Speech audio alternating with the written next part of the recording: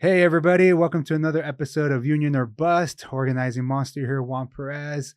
And we have some special guests today.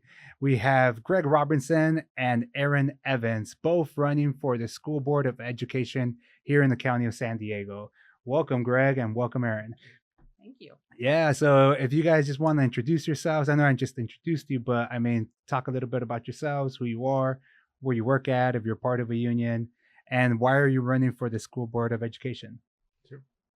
So I'm Erin Evans. So I teach sociology, as Greg and I are both sociologists, and I teach sociology at Mesa College. And I am also on the e-board for AFT 1931, so American Federation of Teachers. We represent at two community college districts. We rep at San Diego Community College District, which is City College, Mesa College, and Miramar College. And we rep faculty and classified, so all the employees, which is pretty rare. And we also rep at Grossmont Cuyamaca, and we rep just the faculty at Grossmont Cuyamaca. In addition to that, I am running for the county, Board of Education, like you said. Mm-hmm. And what brought me there was that I volunteer as a court-appointed special advocate for kids in foster care, and specifically with the juvenile justice program with Voices for Children. So a lot of the kids, we're assigned one kiddo at a time. The kiddos that I work with are obviously like high-risk youth, so they attend the schools that fall under the direct purview of the county Board of Education. Mm. So that's like my rough overview. Awesome. What Can I you do. scoot the mic a little bit closer? Yep. There. That's perfect. That's Perfect. Cool. And Greg? Yeah, I'm again Gregg Robinson. As Erin mentioned, we're both sociologists. I have been a sociologist out at Grossmont College basically since God was a kid, for bazillions of years out there. Oh wow, Yeah, that's awesome. yeah. And I have recently semi-retired, but I've come back, in which what I do is basically work for the union. The same union that Erin just mentioned, Mm-hmm. AFT 1931. As she said, we represent college faculty and staff as well, but only in the San Diego district, not at Grossmont. Mm-hmm. At Grossmont, it's CSEA that represents our faculty out there. Mm. So, and again, as I've been a sociologist for many years, just as I was retiring, I got named Teacher of the Year out at Grossmont College, and I was thinking, they're doing this to make sure I never come back. They're like, hey, We'll give you this award if you promise us that you will never again come out here and teach a class. yeah, But it's, I miss teaching, you do. but it's also important for me to be doing the work for the union right now. I just was a couple feet away upstairs running a survey for the union. And, as a sociologist, we do that kind of, I know she can't, I'm not going into the specifics because it does involve her race. Uh-huh. But, mostly at this point, I do that kind of work. I'll run phone banks for the union. I'll be doing that in the fall. A lot of the kind of technical stuff. I've run focus groups, particularly around education and how to elect people for school boards. And that's been one of my main responsibilities for the union, this kind of technical stuff. I rely on people like Erin for inspiration, but I provide the perspiration when it comes to doing the work around these elections, and particularly the research stuff behind it. Right. I remember when I was at the Labor Council, and we used to have that phone bank office right here. Next door. And we can't tell everybody where we're at. Sorry. No, I'm just kidding. Yeah, and used to be phone bank for your union, and Yep. do you still phone bank? Is that people still answering phones right now? Like I feel like no one answers the phone anymore. They answer. I mean, I've just got 400 people who have, I've tracked them. Me and the workers, Mm-hmm. the phoners have tracked down hundreds of people to ask these kind of questions.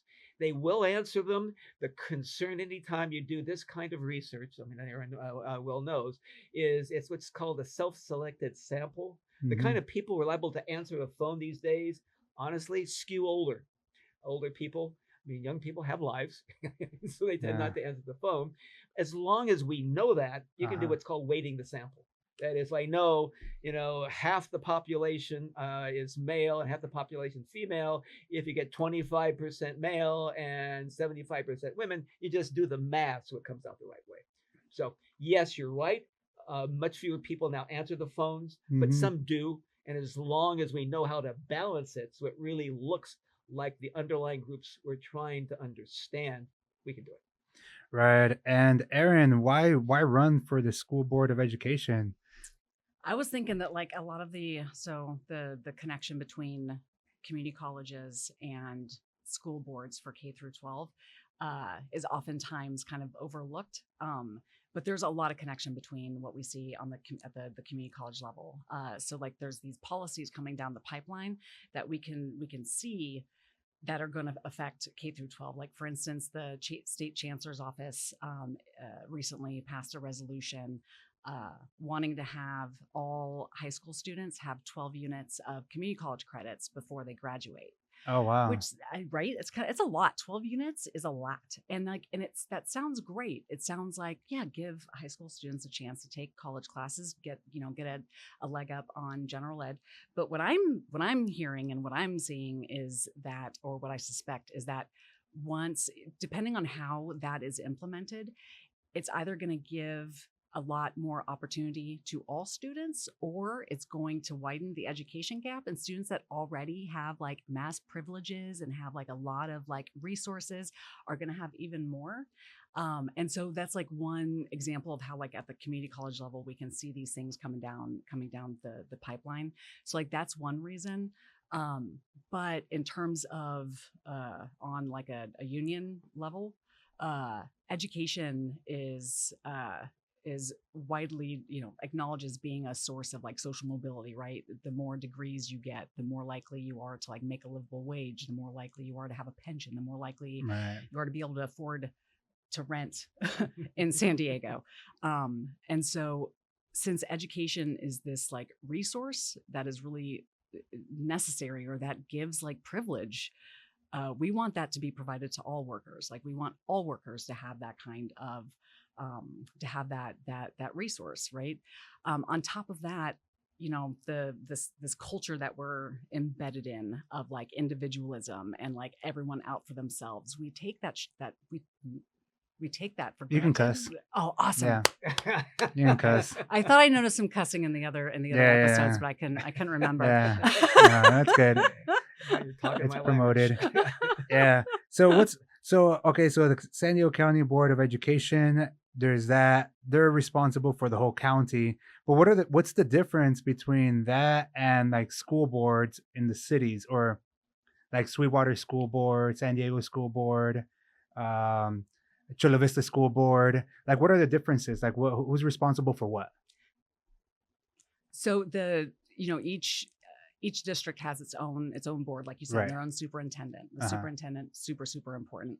The county primarily oversees the schools that do not fall under those school boards, right? So things like the juvenile court schools, San Pasquale Academy, that is like a really unique residential school that has, they have a football team, they've got a school there, and it's primarily foster kids. The Monarch School that serves students who are experiencing homelessness. All of the schools that don't fall under those K through 12 systems, those are the schools that the county oversees. Gotcha. On top of that, we have these other really important responsibilities. The board has really important responsibilities related to charter schools, right? So like charter schools, when school districts reject a charter school, the charter school can go to the county, right? Appeal it to the county level, and then the county comes in and they make a decision on that. What does that mean? Reject a charter school? So if a group has decided that they want to create a charter school, they go to the school district with an application. And that school board, whether it be like San Diego Unified, Lakeside, that school board that is independent from the county, they can either approve the charter or not approve the charter, right? So like, let's say if you're like in a district that's already having like a lot of money, like siphoned away by a lot of charters, they might say no more charters. We need to figure out our finances now. Like we don't have room for another charter. So when that happens, then the charter would go to the county Gotcha. level. Am I missing? No, that's the Yeah. basics of it. The only other stuff place the county will also deal with charters is what's called a countywide charter. For example, a charter comes in. If you do it by the district, then the oversight then becomes the particular district, Sweetwater, San Diego Unified. If Mm-hmm. you do a countywide, then it's the county office of education that oversees it. And it gets kind of cumbersome for them if they've got a number of locations throughout the county. Um, Anytime a charter is existing in an area, they can always, people from outside that particular district can usually come and participate. Mm. But on the other hand, there's a real desire for them to have a countywide charter. So they have to go through the bureaucracies of different school districts to try and get them. So there, I can name a particular name of a charter organization. It's the high tech High tech. schools. They've got them throughout the county. And so technically they have to go through San Diego Unified. They have to go through Sweetwater. They have to go through San Marcos or wherever it is to get approval. And then they've got to deal with all those. They would like to go through the county and to simplify their lives.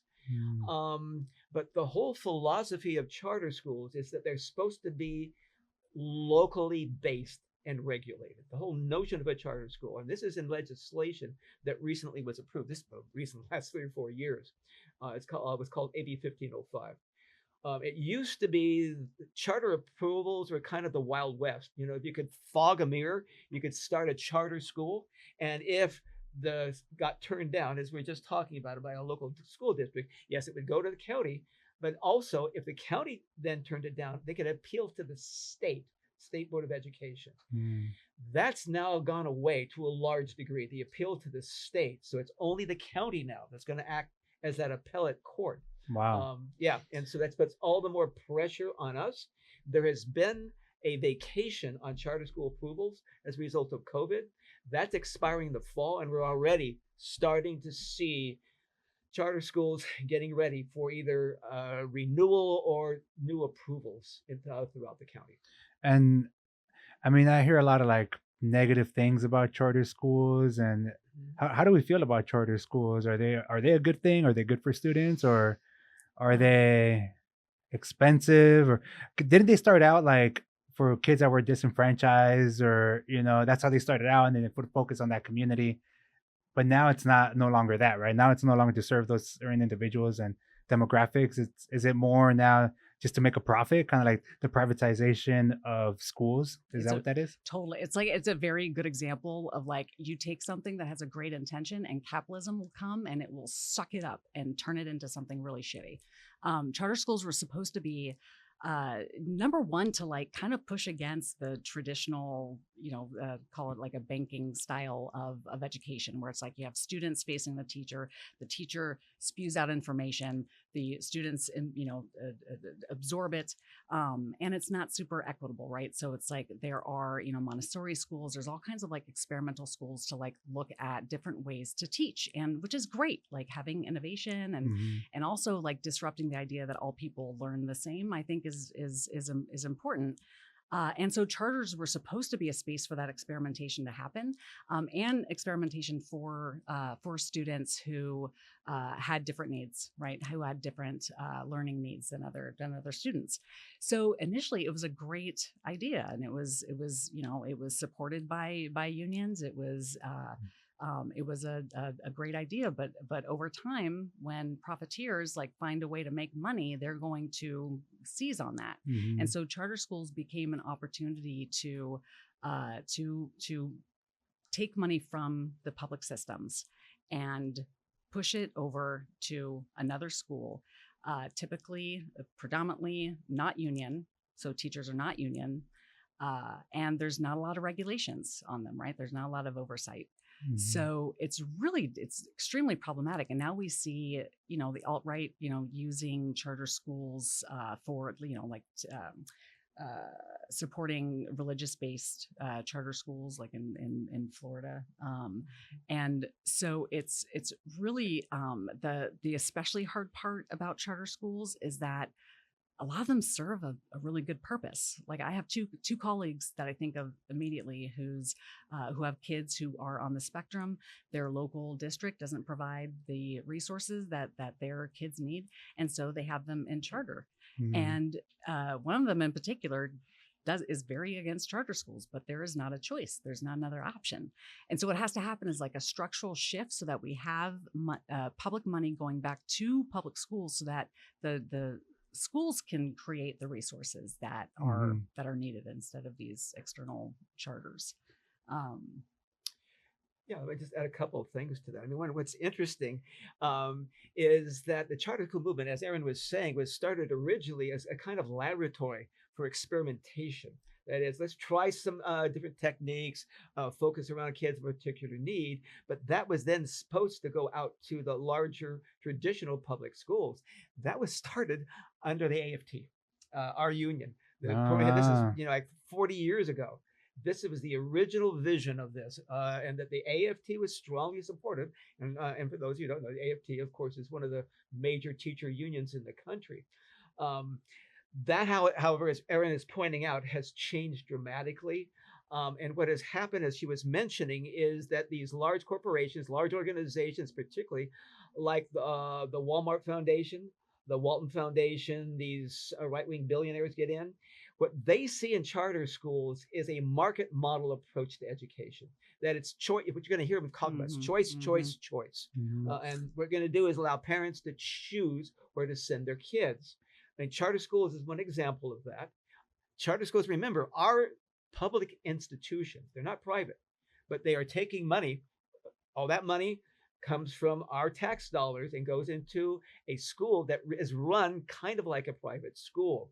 And for teachers and teacher unions, the most important part is the fact they are very, very anti-union in most cases, not in all cases. Some charter schools are unionized. Yeah.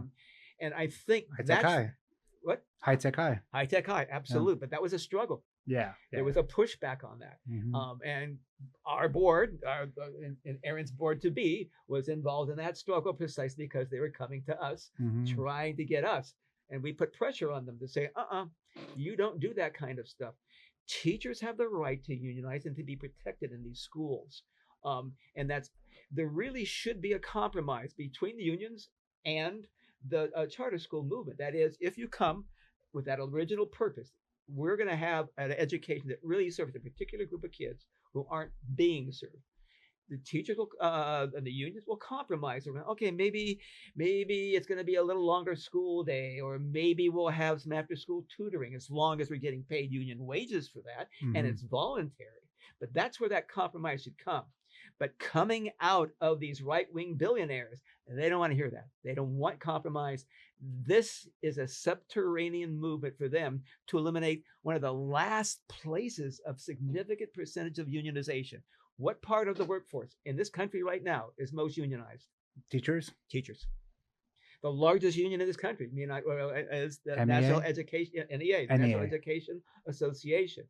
That dwarfs the next three unions by a factor of 2 times.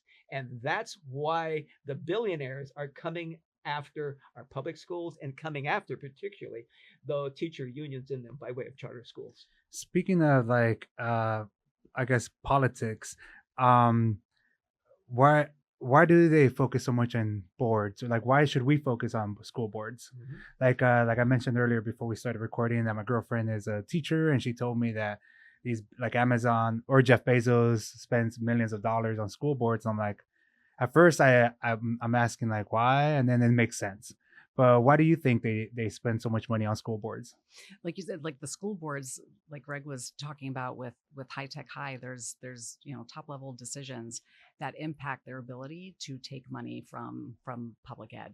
And school boards make those decisions. And school boards make decisions about teacher salary. They make decisions about benefits. They make all kinds of really, really important decisions that impact profiteers' ability to pocket money, right? And so the school boards are this level where you can get into a governing position and affect the ability of teachers to exert leverage and to get the wages that they need, the protections that Do school they boards need. affect like books and what you learn in school, like Abs- curriculum? Absolutely. Yep. Yeah, I mean that's the school board that determines which books, what kind of curriculum you're Right. going to be using, and that's where the controversy has Yeah. developed most recently. It used to be said by those of us, excuse me, in school boards, no one ever pays attention to our elections. We're what's called a down ballot race. Mhm. No one who's to vote for. We don't pay attention to who gets elected. Be careful what you ask for, because we're getting a lot more attention, and as we are schools have become a front in the culture wars around issues like how we teach race relations, how we deal with poverty, and particularly how we deal with our LGBTQ children in our school districts. And you see that right now in battles inside of our county. We've got some East County school districts that are restricting support for LGBTQ kids. They are demanding, and this is against recent state law, demanding that any parent who has a child that in school asks to be called by a pronoun that differs from their biological sex, parents must be immediately notified. That by state law should not be happening, yet it's happening. This is also where the county office of education, particularly the superintendent, can get involved, because the superintendent, the county, does have the right as an oversight for all school districts in the county. And it's the first step towards enforcing state regulations. That's why school districts, and the county particularly, has become a white hot, heated issue around culture war issues in our school districts around the area. Gotcha. What I'm guessing too is that like these rich people focus on school boards because if school boards do affect like what you learn curriculum, I didn't learn anything about unions in high school. Exactly. So can that be affected? Is there a reason why we don't learn that in high school? I didn't learn about unions until I went to SDSU. So what's going on there? Like, are we trying to learn about unions in high school? Is that what you're trying to push to in the school boards? I remember that I think Lorena passed something last year or this year that they want to start teaching kids their worker rights in Mhm. high school. So what do we know about that? And are we trying to push a little bit more about union history in schools? I mean, definitely at the school board level, it affects all of that. And there's a very there's very deliberate like exclusion of history in textbooks because they know that it would disrupt this like culture of number one like individualism, like the Right. sense that like when you go to work you got to compete against whoever is working next to you, right? And unionism completely subverts that and says you are not against your coworker, you are with your coworker. So that deliberate, excluding of labor history is useful, very useful for the 1%, right? For the owning class. And now we're seeing that there's, what gets to be really complicated is how the owning class isn't just Republican now. It's not just alt-right. There is definitely the alt-right push against trans rights. The whole myth, the this really shitty framing of parents' rights, like parental rights. That's like the framing they're used to kind of fool people into creating legislation that violates students' privacy. But that alt-right Republican side, we also have Democrats who are doing the same thing, like neoliberal Democrats who are also seeking to make money on schools and public education. Like Bill Gates comes to mind immediately. Like Melinda and Bill Gates Foundation is a major force in trying to privatize public ed. So yeah, I think like in terms of it's going to be in the interest of the owning class to have people feel like there's nothing they can do. Number one, the idea that anyone can be a rich person. You just have to work hard. Pick yourself, the bootstraps that Yeah. don't, they're just it's ridiculous. Number one, like that notion that anyone can get rich.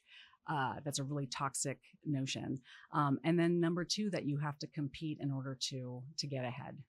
Those two things get disrupted when you learn genuine labor history and labor theory too, right? Like, different whether it be Marxist theory, but that whole body of knowledge is really powerful for disrupting the idea that if you are poor, if you are experiencing like hardship, that it's your fault. Like that is toxic. And so teaching labor history again, like subverts that. And that's one of the reasons why schools have become so targeted. Yeah. And also like organizing, like if I'm an organizer, when I talk to people, a lot of them like workers tell me that they didn't know they can organize. Just that alone, like that's a federal protected right. Most people don't even know. Yeah. Imagine if we talked that in high school, like, hey, guess what? You and your coworkers can organize. Yeah. What you were saying, Greg, before I interrupted you? Yeah, no. That's what I do. I just interrupt. Yeah. You should be a teacher. We do that all the time. Oh, It's a hell professional no. requirement. I heard it's really stressful. Yeah, just to add to what we've just been talking about in terms of knowledge about unions in high schools, is that our union, the statewide union, CFT, under a couple of our members, Jim Miller and Kelly Mayhew, have organized a union curriculum that can be adopted by school districts that teach. Oh, cool. Yes, it is available so cool. for every school district to enact, so that they, the same way we talk these days about, DEI issues, and diversity and equity and issues inside the curriculum, the same curriculum is available for school boards to use. And I just want to pick up as well on what Erin is saying about these very powerful corporations like the Gates Foundation. But honestly, I mean, Gates Foundation is kind of cute and cuddly compared to some of them. Let me be, this is also very personal for me, and that's the Walton Foundation. Remember, that's Walmart. The richest family in this country is Walmart family. They have more money even than Bezos and Musk. And my personal claim to fame, as I was saying before the broadcast began, is when I was running for re-election here a few years ago, Alice Walton, probably the richest woman, certainly in the country, maybe on earth, contributed $250,000 to keep me from being re-elected. That's that kind of power of money in these kinds of races. And these down ballot races that no one knows who's to vote for, money talks. And that's why the union organizing efforts in these areas are so important. I mean, it's also to follow up a little on what you're saying about organizing at school levels. We would like to believe that schools, which are public institutions, would not resort towards the despicable kind of tactics of the private sector. Private meetings, talking about how they're going to be fired if that, firing union organizers. It goes on. It's gone on here in San Diego. We had a case, and I'll name the school, Gompers. Gompers. Yep. A charter school. It's charter. Yeah, it turned into a charter school, right? It wasn't a charter school when I was in high school. It was, they brought in the most famous anti-union organization, legal organization called the National Right to Work Organization. Oh, wow. To organize against teachers who just wanted to be represented.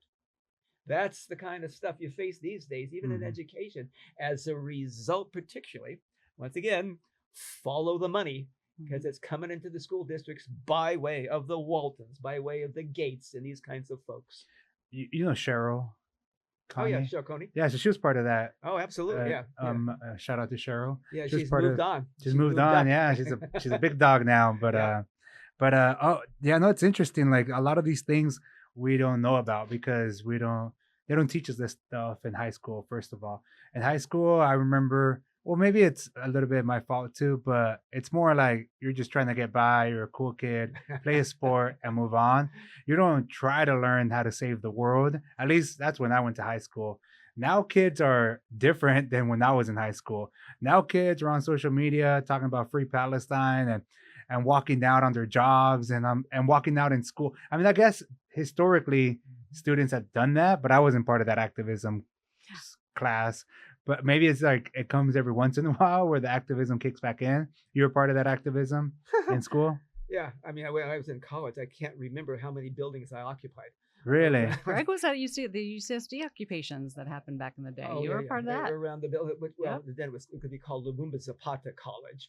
Became Third College, and now it's Marshall College. I was involved in the sit-in around. I was following along the graduate students who I admired, and did that stuff, but also around the anti-war work, around what was happening at Kent State. There's so many of those kinds of activities that Wow. were taking place. It does tend to happen in cycles. We just saw that cycle go Mm-hmm. through around, of course, the horrible situation in Gaza right now. Mm-hmm. It just spread like wildfire. And it's kind of, that's the nature of some kinds of organizing as well.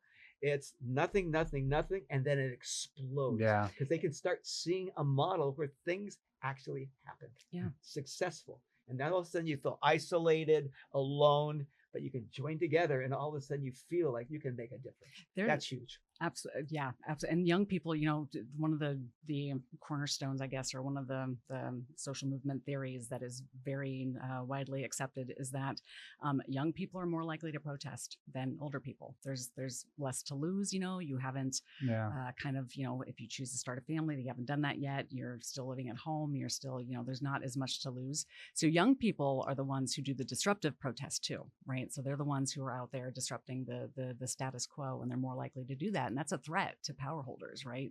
That young people do that kind of mobilizing. And it's usually when there's some kind of political opportunity comes about that those cycles of mobilization surge. Like an attack can spark a movement. A particular presidency can spark a movement. I mean, we saw that with Trump. When Trump took office in 2016, a lot of people became activists, and now they're in college, and now they're like participating in the pro-Palestine movements and such. So it's like the young people, depriving them of a robust education about labor it absolutely serves a direct purpose to power holders. And I also want to, because we're going back to these massive corporations and entities like the Gates Foundation and Walton Family.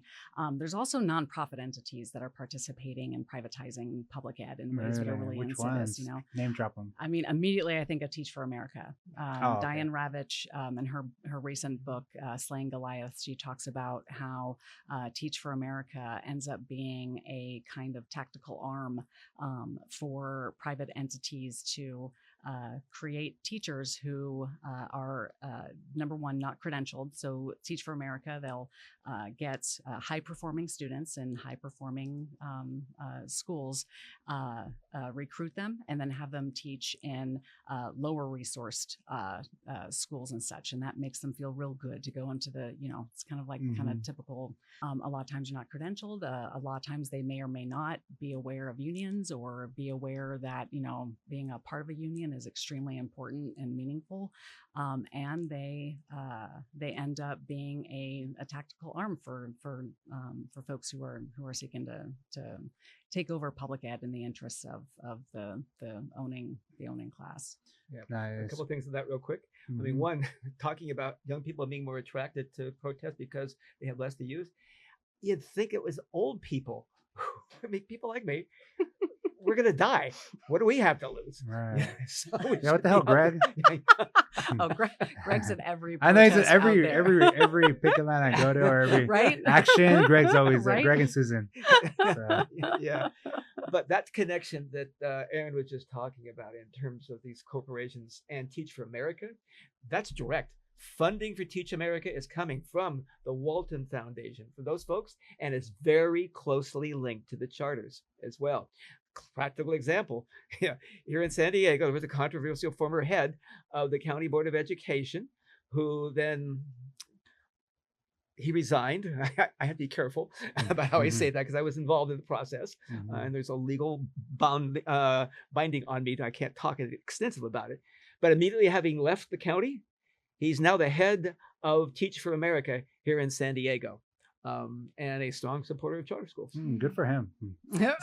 So speaking about students and history repeating itself, we like to say on this podcast that right now labor is hot. We're at a 71% approval rating. And with the younger generation, we're at an 88% approval rating.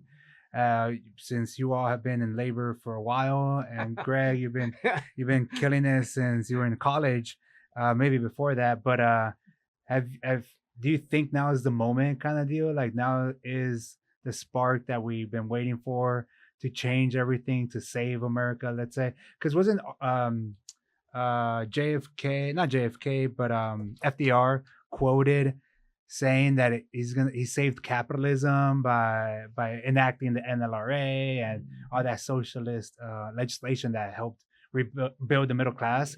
Do you think we're again there? Like, is this the moment that we could be in? From your mouth to God's ear. I know, right? Ojalá. Yeah.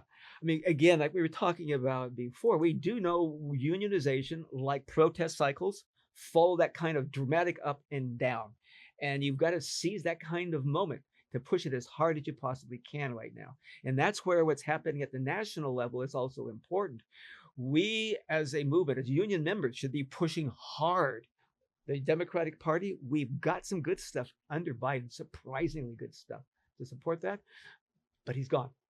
And we need a lot of work to make sure that happens, that it's not just backed out because of a new person who comes in. And that's why we've got a lot to fear if Trump gets in as well. And just one last thing in terms of, I'm going to do another biographical note. My union connection went way before I ever entered college. I come from a union family. My dad had been a Teamster. There you go. And it was great. My dad, for a while, he drove a candy truck, the old Champ candy company, and he'd bring that truck home and let me and my friends sometimes get in to whatever we want. For a while, he drove a beer truck, and then he and his friends would get in the back of that and get whatever they want.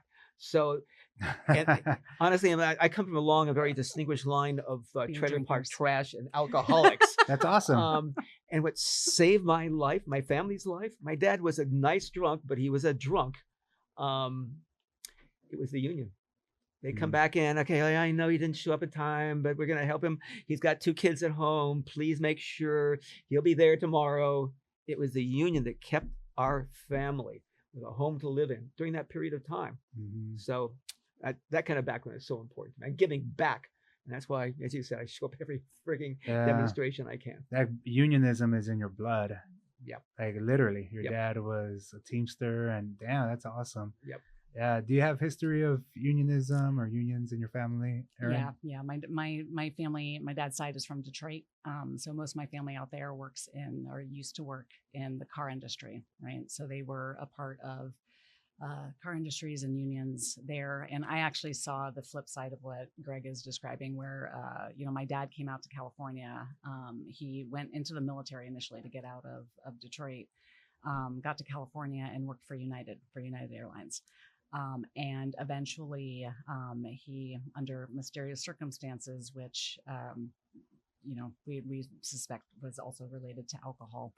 He ended up starting his own trucking company. And so that was great. He was able to have a trucking company, and he lived on that very well for a while. And my parents have been split since I was 3. So this was always, every other weekend dad. But at a certain point, when the trucking company didn't want him anymore, they were able to just axe him, and he was a part owner, so he thought. So they got rid of him, and he bounced from, in his 50s, he bounced from doing nursing home maintenance. He worked in TSA for a bit. He wasn't very good at spotting bombs, unfortunately, so he didn't do that for very long. But it was kind of the flip side of like not having that protection, right? He lost the protection of a union. He thought he was going to do well because he owned a company now, like neither of my parents went to college, but he thought he was gonna make it and that he was gonna be comfortable for life, and that's not the case. If you don't have a union and you don't have that kind of protection of your union family, you are in a precarious place, and anything can happen to you. So with that in the foreground, I think it came about more so in college that it kind of concretized my, I was doing activism before then. I was actually I was a student representative on my high school board in the 90s. Do you remember in the 90s? In an act of his last act before retirement, one of the school board members introduced a no homework policy, and this made national news. So I got interviewed by people. Rush Limbaugh called me a feminazi because I had a shaved head. I swear, this is a claim to fame. my 15 minutes. But it was the kind of thing like where when you grow up and at some point you realize like I have less than other people do. School is harder for me than it is for other people. Like I don't have access to tutors. I don't have access to these things. Once you get to that point, you start questioning everything around you. You know, like at first you think it's your fault. Like, what did my parents do so that they're poor? Like, but when you learn about, sociology, when you learn about inequality and all the forms of inequality, you end up getting fired up and it pisses you off. And then you start doing activism. Right. So yeah, not as far back as Gregg. Gregg's OG. Thanks. Gregg's OG. Yeah. But full disclosure, I am a sociology major. I got my bachelor's at SDSU in sociology. So I always tell people like, oh, I'm a new age hippie. Like, yeah, I'm not like a 60s hippie, but I'm a new age hippie. I just want everybody to have healthcare. Like that. That's what this podcast is about. That's what we're about. My goal is hopefully one day we can pass CalCare or universal healthcare here in California or in the US to where everybody should have healthcare. We should take care of everybody because the corporations are taking care of themselves. And whether in school boards or outsourcing or automation or in anything, they're looking out for each other. To me, it's always class warfare. And we got to look out for each other as the working class. But speaking of rich people go for it, Gregg. But just aside on healthcare, I also sit on a healthcare board. The unions placed me on it. It's called VIBA, and it purchases the healthcare from 95% of the school districts in the area. And you were talking about healthcare for all. I mean, Medicare for all is the classic one that Bernie and other people have called for. Yeah. It's kind of a micro version of that. What it does is it puts the school districts together. We've got over nearly 150,000 people that we then go to these insurance companies and make demands on. No, you can't charge us this amount of money.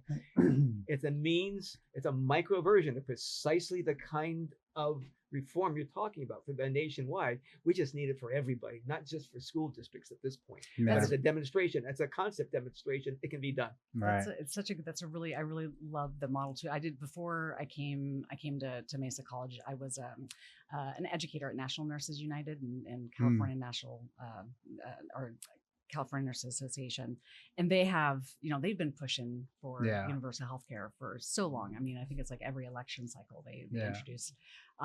But there's ways that I think like incremental reform, although the state oftentimes does function as a tool for the ruling class, there are forms of reform that intervene and that disrupt the ability to accumulate wealth. And I think VIBA is a really good like model for that, where it's like you create an entity that confronts directly the ability of healthcare, the healthcare corporations to accumulate wealth and to distribute that back to people in the form of actual healthcare.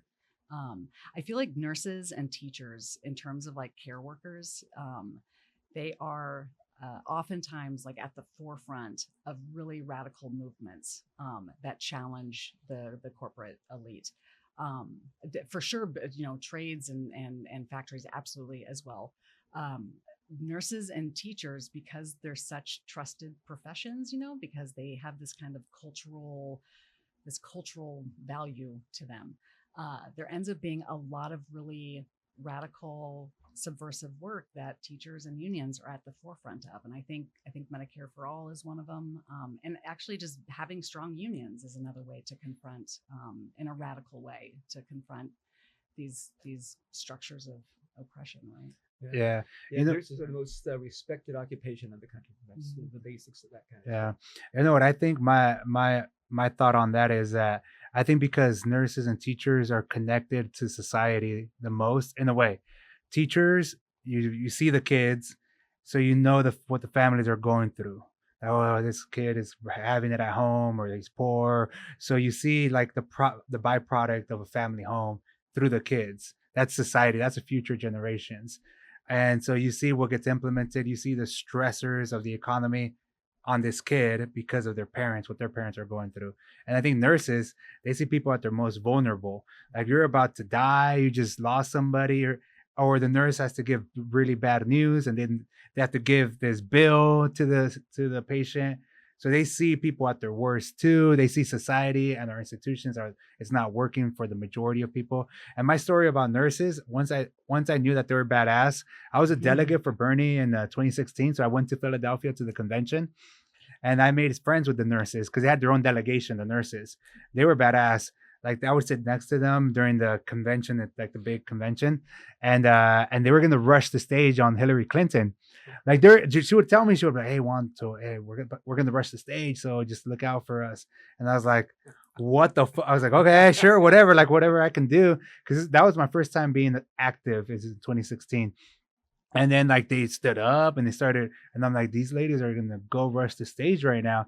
But then they eventually came back. They're like, once Hillary Clinton was about to go up on stage, they started beefing up security a lot more, so they couldn't go through certain entrances. But that alone to me was like, what? You guys are crazy about to rush the stage. They will throw down. We had a Vegas convention, and they got the nurses to like do a stage of die-in the middle of the strip, out of nowhere, with very little notice. Like, and they were on it. Like nurses are just total badasses. And we were saying about, you witness the symptoms of, it's like structural violence, right? These forms of structural violence, and care workers are witnessing it, they're experiencing it. Sometimes they're put in positions of having to perpetuate it, not because they want to, right? So absolutely, I think that's like, but I feel like care workers, that's why they are oftentimes at the front lines of radical movements, is because, like you said, that emotional labor is will galvanize you. And I think the other point about that is it's an illustration of the importance of that kind of protest and the pushing of people inside the Democratic Party. Honestly, I don't know if you are familiar with this. When Hillary Clinton was running, you know who she was going to choose for her head of the Department of Labor? No. Charles Schultz, head of Starbucks. Oh, that's union busting Starbucks. She was going to choose this guy to be the head of the Department of Labor. I mean, that's why, you can't take Democrats for granted either. They're going to have to be pushed. There's a huge corporate influence inside the Democratic Party. And you're just describing that with that particular protest movement. So right now, because you're running for your election and you're running for this school board now, politics is so toxic. Turnout wasn't that great in 2020. I think it was like 56% of people voted in 2020, half the country. Like, how do you get them to come out at least to vote for these school boards if they're not going to vote for the like I've been talking to a lot of people, like with the whole genocide and all that stuff happening in Gaza last year, even people that before that would tell me like, Juan, but Biden is better than Trump because Trump was so, like, people in the Muslim community. And I was like, all right, whatever. I never get into arguments anymore. I don't waste my breath anymore. So, but then once that happened, they were telling me like, Juan, we don't care anymore. We don't care if it burns, because they're at that point where it's like, dude, like I have friends, I have family members that have all been slaughtered, and we're not doing anything about it. If anything, we're funding it. So how do we get people to just, like sometimes you do have to care though. I get it. Nothing's ideal. We don't always get what we want. That happens in negotiations too, in contract negotiations. You don't always get what you want, but you're going in the right direction and you're getting some wins in. But how do we convince people to come out to vote, at least for these races, because they do matter? If you don't work the system's going to work you, kind of a thing. Like I was a person who opted out until my late 20s. I was I was so radical that I wouldn't even bother with voting, right? Like, but it took someone saying like, oh, that's white privilege, Erin. That's called being able to opt out because you're not getting killed by the state. Like, that's what that is. And I was like, oh shit, like that is a completely different way to look at it, where it's like, if you don't do something, all the things are going to happen to you, right? And in local elections, the thing is like there are decisions being made all the time that impact your life so directly. It's like, okay, in California, the presidential race is not as consequential here, right? Like we're safely blue, but all the local races are incredibly impactful for people's day-to-day lives. Trying to convince people of that, I think, is key, but it's a tough one. Yeah. And I had a couple of things to that. I mean, one, I can't be too specific because it involves somebody sitting at this table, but we're doing research on how to get people to turn out, what kinds of issues will make them pay attention to a school board race. I think there's another place. I think it was Erin, or you were mentioning the building trades. I think they're a great example in many ways for the public sector unions. Here in San Diego, for example, we've got, dozens of small local teacher unions. They're tied to mainly to CTAs, the California Teachers Association. Every single one of them are working by themselves around these kinds of issues of school boards. There's a dominant school board in the area because it's so large, it's San Diego Unified. But our union has been playing in these elections, even though it usually, for example, the school county board of education that both of us are running for, my union has no direct interest in that whatsoever. It takes a position of solidarity and concern for the larger issue of education, and the sense that eventually these kids, if they're properly educated, will come to college, and therefore we will bet in the long term. But we need that kind of public sector unity amongst teacher organizations so that teachers in a small little local out in El Cajon or in Cajon Valley are helped by all of us coming together, working together to make sure that these issues are, one, focused, but also have the organizing efforts in back of it. If you're making calls, you're walking districts, you're contacting people, most people don't know who to vote for in a school board election, and they all trust a teacher. The single greatest determinant of who's going to get elected on the school board is how they describe themselves on the ballot. I don't know if I can say this in public because it'll be someone's going to get pissed at me. No, it's not you. It's somebody much more important than you. That's everybody, Greg. No. They're in our union. There's God and there's. But ballot designation, whether you are and part of education, I think that's going to make me safe. That's a huge part of it. So people want to support teachers, people who are committed to education, and all of this stuff we've been talking about, but they don't have any idea who. And that's where, if we could work together, as all of us as teacher unions, and the model again is the building trades, they've got a third of the number of members of the unions, of teacher unions just in San Diego County, yet they have huge influence way beyond what we're able to wage. If we came together, we could have, again, that's that old notion, solidarity. It's that old one for Gene Debs, without solidarity, nothing's possible, but with solidarity, nothing is impossible. And we could have that kind of possibility if we just were more united. There you go, great. Solidarity. Yeah. So that's the theme of this podcast is solidarity. Obviously, I'm with IATSE, Chris is with UFCW, but we believe we got to bring everybody into this table and talk about different issues so that people that watch this understands what everybody else is going through so that we're more empathetic to these fights. So when we have to go to that picket line, we're inviting people. Oh, yeah, I saw that person on the podcast. I know what flight attendants are going through. I know what the food grocery workers at Food for Less are going through. I know what teachers are going through. So I think it's important to bring us all together to talk about these issues and how it impacts our lives so that people become more like, oh, they have similar issues that I have at my workplace. Because all of these issues, they come across the board. People are getting exploited. They don't make enough. The healthcare is not always the greatest.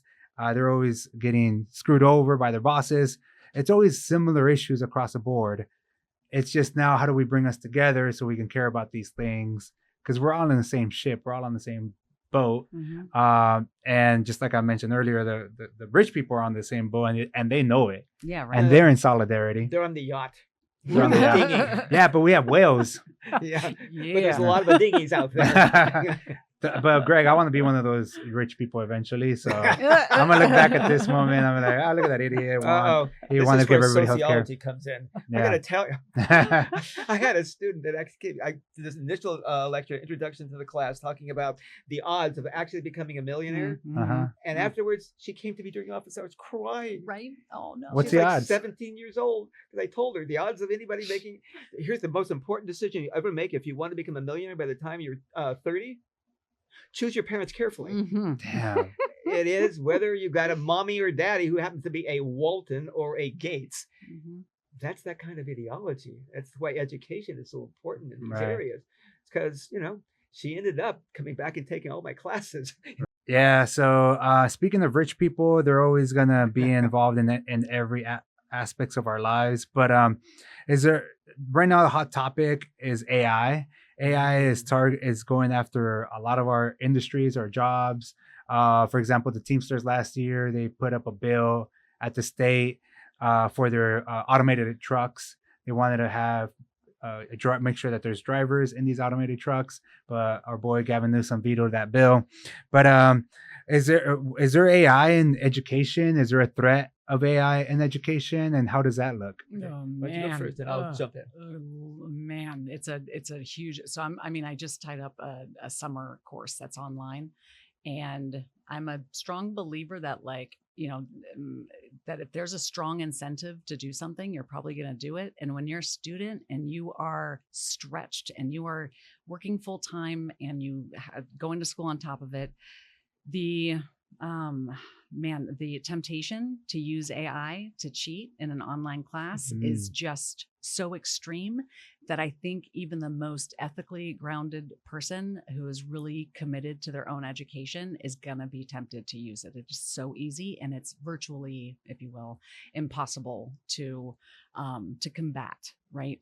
So it's absolutely coming. And in terms of, I'm thinking about during pandemic, and I was, chiming this, ringing this bell at the beginning of it, saying that, all these lecture videos that we're making and posting on Canvas, if you look at Canvas and you look at the copyright policy on there, it's real vague. And I know for sure they're going to take all those videos that I posted and all my content, and they're going to use it eventually for their own purposes. Like I would bet money on it. So like you were saying, it is a moving train. There's no stopping it. And I glean a lot from the nurses, because how the nurses, look at technology is you have to make a distinct difference between technology that's skill enhancing and then technology that is de-skilling, right? There's technology that is obviously geared to remove you and replace you, but then there's technology that's there to enhance what you're doing in the classroom. And so I think with in-person instruction, AI can be really quite valuable. It can be a really fun way for a student to jump on ChatGPT and be like, what do we know about homelessness in San Diego, and have a bunch of stuff like just given to them, right? But that's like a first step, and then you build on it and you teach them how do you know what information is legitimate and what is not legitimate? Like, how do you know what's reliable, not reliable? And so I think AI, as with all technology historically, like people were just as freaked out about phones, about cars, about Right. But I think with AI, it is going to be really important how much instruction goes to online spaces, because those are the places where we can be replaced. And it's also important to look at whether or not that technology can be used to enhance teacher skill or not. And then also who owns the technology, like who owns the education software that we're going to be using, who's making money off of these systems is going to be important for us to keep an eye on. Yeah. Honestly, I think AI is kind of the worst of technologies and the best of the technologies. It has huge potential in many directions, but it's who's going to be dominating it. You're talking about the lectures you're putting online. All these AI companies are busy scavenging anything they can put into the maw of AI, because it learns from everything and synthesizes it. That has huge potentials for good. I think in many ways, the key, in this case, coming back to it, the power of unions to make impact in how the particular versions of AI is going to be adopted in any particular industry. We've seen, unfortunately, promises, and this is promises from Democrats. Remember, trade. You take any class in economics, they're going to tell you international trade is a good thing. It increases productivity and blah, blah, blah. And the working class and our unions, particularly in places like the Rust Belt, got told there'll be plenty of jobs for you once this crappy job goes to China. The job went to China, but all they got was crap in return for that. That's because the unions didn't have the power to really enforce it, and because inside the Democratic Party, there are a lot of those neoliberal types that were talking in the ear of Bill Clinton, talking in the ear of Hillary Clinton, talking in the ear of Barack Obama as well, and putting in charge these neoliberals in places like the economy. We can't let that happen again. AI does have a huge potential for making things better. And what I think one of the models for this, because I do come from a union family, not just Teamsters, my uncle was in the ILWU. I don't know if that old commie union, International Longshoremen's and Warehouse's Union, they were looking at containerization. And when I first graduated from high school, I started shipping out. My dad had also been in a merchant marine because my uncle was a longshoreman. I started shipping out, making money so I could go to college. In those days, containers hadn't yet taken over the marine industry. But the ILWU could see it coming and knew what was going to happen. And they had the strength to be able to demand that, like you were talking about the Teamsters, where there was going to be a Teamster in any automated truck. They had the exact same kind of demands around these containers. And so they were trained. They upscaled those people who used to be physically lifting stuff and putting it on the pallets to be going into the freighters. That stuff is no longer there, but they're making huge amounts of money and they benefit from it. But the key, once again, is having the strength to be able to demand. It helps workers and not just the bottom line of the 1% on this stuff. One last point, you go back to education on this, like Erin was saying, I mean, there's huge potential for so much good to come out of this. But it could go both ways. I mean, honestly, you're saying that these students can cheat. But also, it's also very possible to have AI grade their papers. Oh, yeah. So it could get to the point where they could pretend to learn and we could pretend to teach. But there's also a huge potential. Look, some of the worst stuff is, I mean, what's the worst part of your day teaching? The worst part? Grading. Exactly.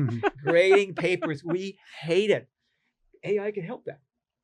But at the same time, it would free us up so we have more personal contact with our students. In some ways, I think that in education, at least, the solution to the problems of AI in the 21st century is the 19th. That is more face-to-face contact, more time personally with students, talking about them. Face-to-face contact, these kids need more of it. That's why there's such high rates of depression inside of our schools, because they're on their phone constantly. And you really need that face-to-face contact. And a teacher with face-to-face contact, talking through this stuff. So let AI grade this stuff. And AI can also do some pretty high-powered tutoring. We know one-on-one tutoring that takes you step by step. Okay, go back and do a thesis statement. Come back and talk to me about that. Right now, only the rich have the kind of money for that kind of tutoring. AI has that potential. But what AI can't do is get them excited about this concept they're learning. You know, I had a friend who was taking students out of classes and to a coffee house to have arguments about the stuff they're learning in class. What a wonderful gift. He got threatened with losing his job because he took students off campus for doing that. See, this is where AI could help. If we had decent people making the decisions behind this, there is huge potential for so much good with AI. But it could end up like it did to the Rust Belt, and we'll lose horrible jobs instead of, we'll get horrible jobs instead of good ones. Right. Well, hey, like I mentioned earlier, we usually shoot for about an hour. So let's put a bow on this. I can go on forever. Greg, you guys can go on forever. You guys, like teachers can talk. I know that's exactly. Yeah. This is why I really miss teaching, because the teaching, I go into the classroom and they have to listen to me. Yeah. I go it's home a captive and my audience partner Susan meeting. says, "I'm not one of your students. I don't want to hear this." Nice. It's a captive audience meeting. So any last words before we end this episode, Erin or Greg? Yeah. I just want to say thank you for having this podcast. I think it's like really, I mean, I was listening to the one from the drivers last time, and I think a lot of the issues that they're talking about, people don't know, and our money does matter. Like where we put our money matters. I don't want to put everything on the individual. Like if we, boycott this or that, or if we just vote that everything will be solved. It's that sense of collective power is super important. And I think this podcast is doing that. And I think, with the board races coming up, I would say to keep an eye on all the school boards, right? And keep an eye on how people have voted previously, and find the union or the organization that you trust. And if you don't have time to research the candidates, find organizations that you trust and look at their slates and look at the people that they're recommending, right? The down ballot, as frustrated you get with with federal politics, and the sense of inefficacy that can happen, that can be restored doing local policy, especially. So yeah, just thank you for having this podcast. Awesome. Yeah, and thank you as well. For me, this is, I think I've said, this is, I'm getting old. This is time for me to give back. Education made a huge difference in my life. I'm also the first person in my family to go to college. And for a while, because my parents were drinking, I was taken in by another family because we were homeless for a while and we're going from place to place. Oh, wow. But education made that huge difference in my life, and that's why I want to give back. And that's why these elections for school board, because we can give back to these kids out there, and especially the kids the county educates, as Erin was outlining, foster youth, homeless youth, all these kids out of juvenile justice. I was in a locked facility here just a couple of weeks ago down in South Bay, and those kids are desperately hungry for education and can really make a difference in their lives. But we've got to have the power, union power, to push through for this stuff, which is why that slogan up there is so important. That's the last word, I think, that's most important for all of us in the union movement: solidarity. We've got to come together. Otherwise, they'll split us apart and they will win. Well, there you have it. I Last word. would say I support you both and endorse you both, but we can't endorse on this podcast because we got grants money. Thank you very much. We're selling out quickly. But hey, there you go. That's another episode of Union or Bust. Make sure you like and subscribe and share our content. Yeah, that's pretty much it. Cool.